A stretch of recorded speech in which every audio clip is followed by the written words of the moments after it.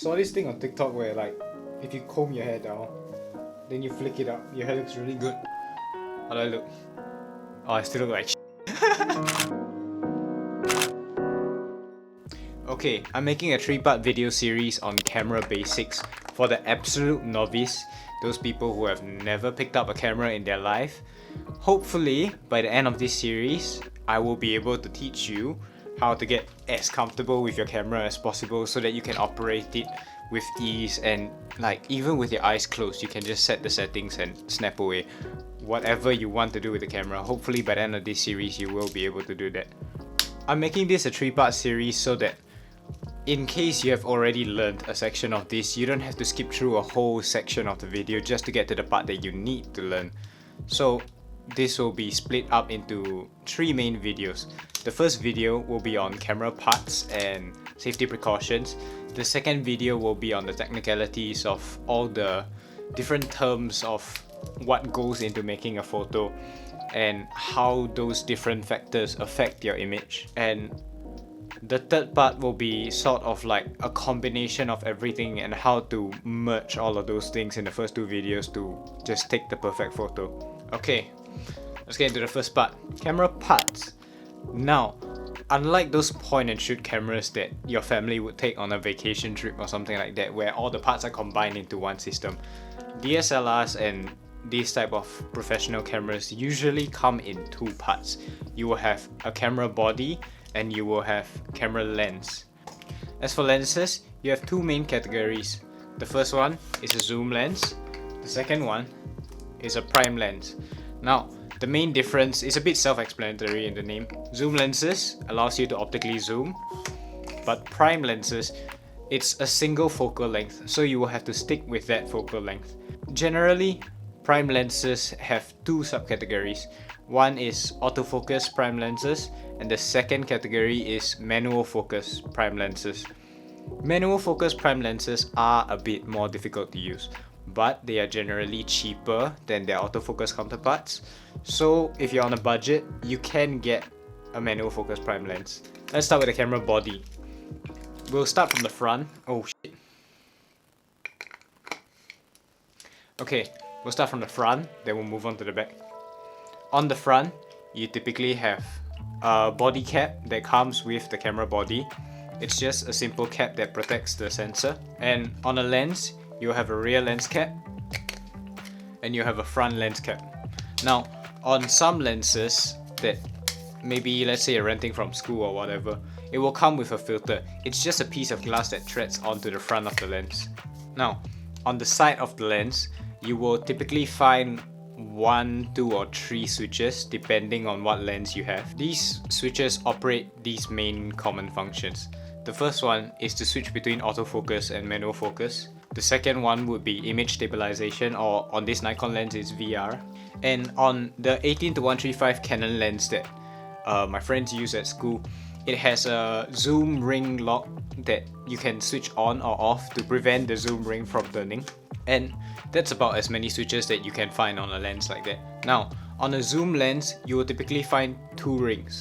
The first ring will be to control the zoom, and the second ring will be to control the focus if you are in manual focus. Most of the times, these lenses come with a lens hood that you can attach to the front, and you don't really have to worry about that for now, because it's not very important for the applications that we have. Okay, now on the camera body, the front of the camera body, you will find the lens mount, a lens release button, you will find mounting index dots, as well as on the lens. You will find a main dial or primary dial. You will find the on and off switch along with the shutter button. You will find the flash, and you'll find the autofocus assist light. Now, on the side, you will have a tab that opens up to show you the I/O, or just the ports in general. These will range from mic ports to HDMI slots to DC ports for power input. On the side, you'll find a memory card door, which will lead to the SD card. And on the rear, this is where a lot of the confusion happens. This is just the main interface, and after I run it through, it will hopefully become a bit simpler. This is the LCD. And here are some of the common buttons that you will find on any camera model. You'll find a menu button, a delete button, you'll find a joystick or maybe a D-pad, you'll have your viewfinder, and you have a playback button. This is basically like the gallery on your phone after you take a picture and you see the little icon down there that shows the photos that you have taken. On some make and models of cameras, you will have a secondary dial, and the main dial and the secondary dial, depending on your camera, can be programmed to perform different functions, such as change your shutter speed or aperture, maybe even ISO if you need it. And lastly, for Canon cameras, you will typically find a quick menu button, which is just a box with a letter Q inside. Now, the function of all of these buttons I will run through in the second video when actually interacting with the camera, but as of now, those are what you need to know. And usually you can figure out what they do by knowing just their names. Okay, now we'll be going on to how to actually assemble these parts together and safety precautions that you need to take note of while you are using the camera. Hello.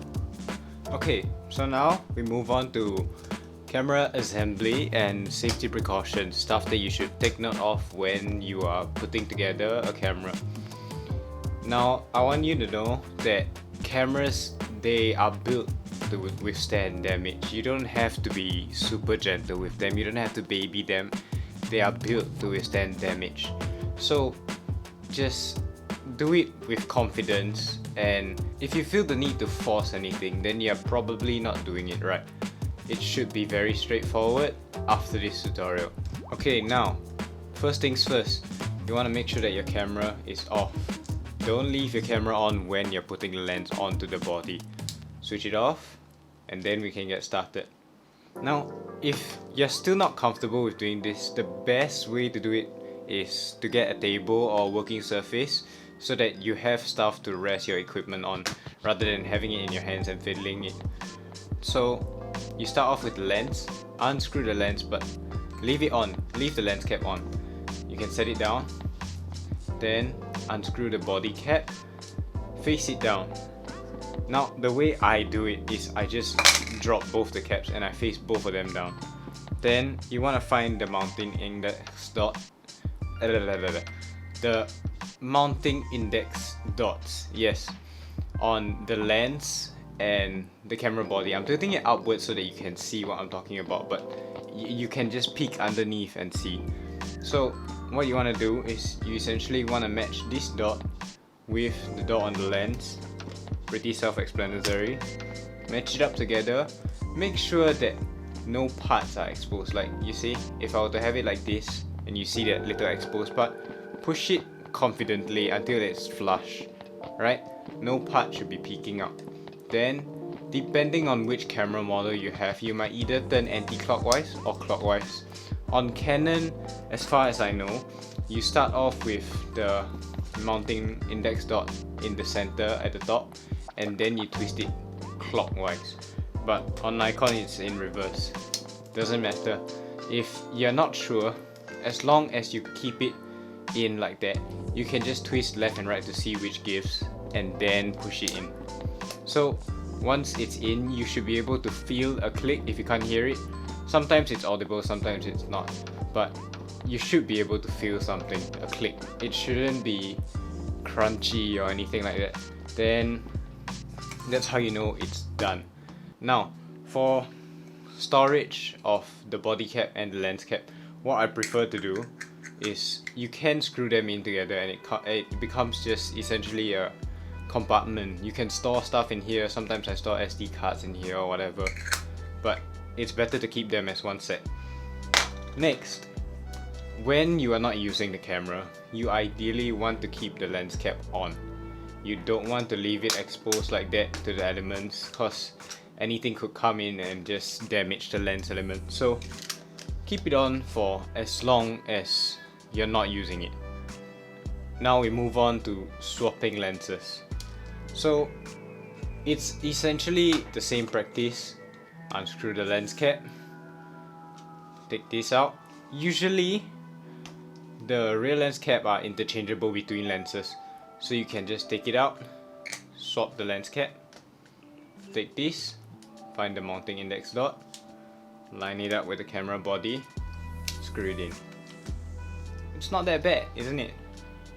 Okay, one more time, just for safe measure. Lens first, body, keep it facing down. I'll explain to you why you need to keep it facing down afterwards. Line up the dots, twist until it clicks. Then you want to keep the lens cap on to prevent dust and dirt from falling inside. Okay, now we move on to explaining why you need to keep the camera body down. In a DSLR, what you will see is that there's this part here. What you're looking at in a DSLR is a mirror. This is not the sensor, this is the mirror. When you are seeing through the viewfinder, what you're seeing is the light coming through the lens, hitting the mirror, reflecting back upwards and out the viewfinder. So you're seeing through the lens, essentially. This is why it's called the DSLR, Digital Single Lens Reflex, because it reflects the light up. So if I were to go into the settings here, okay, every camera should have an option that looks like this, lock mirror up for cleaning. So you select that, start, and it'll give a message like this. When the shutter button is pressed, the mirror lifts and the shutter opens. To lower the mirror, turn camera off. So I press the shutter and you'll be able to hear this. That's the mirror flipping up. So now, if I were to unscrew the body cap, you'll be able to see. You shouldn't be doing this in anywhere outdoors or anywhere that you are not 100% sure is clean, as in like the air.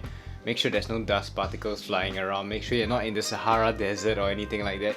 Just make sure you're in a clean space when you're doing this. So as soon as I open up, you can see that is the sensor. Not the mirror thing that was tilted at the 45 degrees that you're seeing just now. This is the sensor.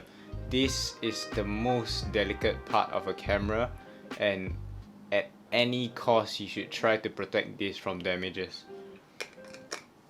So now when I turn the camera off, you should be able to hear the mirror flip down. And that's it. Oh, okay, I forgot to explain why you actually need to keep it down. Gravity pulls dust down. Dust falls into sensor.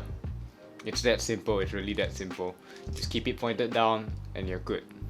If, however, you do get particles on the sensor, at no circumstance should you use a cloth to wipe it. Don't ever use a cloth to wipe it.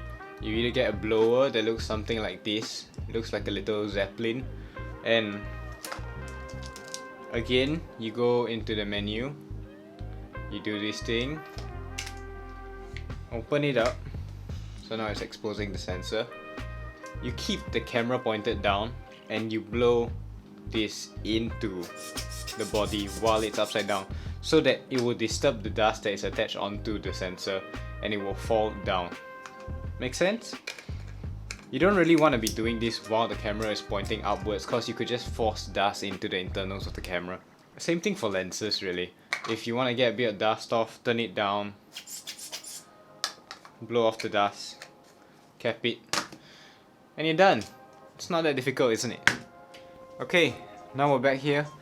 That concludes the end of part 1, and this is gonna take a lot more than I expected, but stay tuned for part 2.